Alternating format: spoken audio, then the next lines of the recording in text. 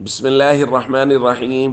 عن عائشة رضي الله تعالى عنها قالت: وكانت إذا دخلت على النبي صلى الله عليه وسلم قام إليها فقبلها وأجلسها في مجلسه. رواہ الترمذی۔ سیدہ عائشہ رضی اللہ تعالیٰ عنہ بیان فرماتی ہیں کہ جب سیدہ خاتون جنت سیدہ فاطمہ الزہرا رضی اللہ تعالیٰ عنہ نبی کریم صلی اللہ علیہ وسلم کے پاس آتی تو آپ صلی اللہ علیہ وسلم ان کے استقبال کے لیے کھڑے ہو جاتے، ان کا بوسہ لیتے اور ان کو اپنی جگہ پر بٹھاتے۔ دوستو، کیا ہی عظیم شرف اور فضیلت اور قسمت اللہ تعالیٰ نے سیدہ فاطمہ رضی اللہ تعالیٰ عنہ کو نصیب فرمائی کہ پوری کائنات محمد کریم صلی اللہ علیہ وسلم کے استقبال کے لیے کھڑی ہوتی ہے، اور محمد کریم صلی اللہ علیہ وسلم اپنی سب سے چھوٹی بیٹی سیدہ فاطمہ رضی اللہ تعالیٰ عنہ کے استقبال کے لیے کھڑے ہو رہے ہیں۔ ایک مومن اور مسلمان کی شان یہ ہے کہ وہ نبی کریم صلی اللہ علیہ وسلم کی چاروں بیٹیوں کی عقیدت اور محبت اپنے دل میں رکھے، اور خاص طور پہ حضور کی سب سے چھوٹی اور لاڈلی صاحبزادی حضرت فاطمہ رضی اللہ تعالیٰ عنہ کی عقیدت۔ اور نبی کریم صلی اللہ علیہ وسلم نے ان کے بارے میں بے شمار فرامین ارشاد فرمائے۔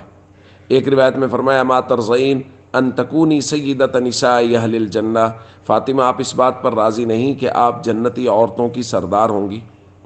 اور ایک کمال اللہ تعالیٰ نے ان کو یہ بھی نصیب فرمایا کہ حضور کا نسب ان کے ذریعہ سے جاری ہوا، اور اللہ تعالیٰ نے حسنین کریمین جیسے شہزادے ان کو نصیب فرمائے۔ مشہور قول کے مطابق 3 رمضان المبارک سیدہ فاطمہ رضی اللہ تعالیٰ عنہ کا یوم وفات ہے۔ یہاں ایک بات بہت اہم اور ضروری ہے کہ ہمیں اپنی بچیوں کی تربیت سیدہ فاطمہ رضی اللہ تعالیٰ عنہ جیسی کرنے کی کوشش کرنی چاہیے۔ ان جیسی عبادت، ریاضت، ان جیسا تقوی، پرہیزگاری اور ان جیسا پردہ، وہ کائنات کی عظیم ترین عورتوں میں سے، اور انہوں نے ساری زندگی مکمل پردہ رکھا۔ تو کچھ خواتین کہتی ہیں جی پردہ دل کا ہوتا ہے، آپ بتائیے سیدہ فاطمہ رضی اللہ تعالیٰ عنہ سے پاکیزہ دل کس کا ہوگا کہ وہ بھی ساری زندگی، اور یہاں تک کہ انہوں نے وفات کے بعد کی بھی وصیت کی کہ میرے پردے کا اور میرے کفن کے پردے کا بھی خیال کیا جائے۔ تو اس لیے ہمیں اپنی بچیوں کی تربیت اس طرح کی کرنی ہے جس طرح کی سیدہ فاطمہ رضی اللہ تعالیٰ عنہ کی تربیت تھی، اور ہمیں کوشش کرنی ہے کہ ہماری بچیاں ان کے نقش قدم پر چلیں۔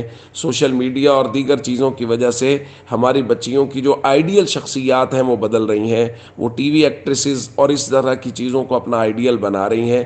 ہمیں چاہیے گھروں میں سیدہ فاطمہ رضی اللہ تعالیٰ عنہ، بنات نبی صلی اللہ علیہ وسلم، ازواج مطہرات کے قصے بیان کریں، ان کی حکایات بیان کریں، ان کے عبادت، تقوی اور طہارت کا بیان کریں، تاکہ ہماری بیٹیوں کو ان جیسا بننے کا شوق پیدا ہو۔ والسلام علیکم ورحمۃ اللہ وبرکاتہ۔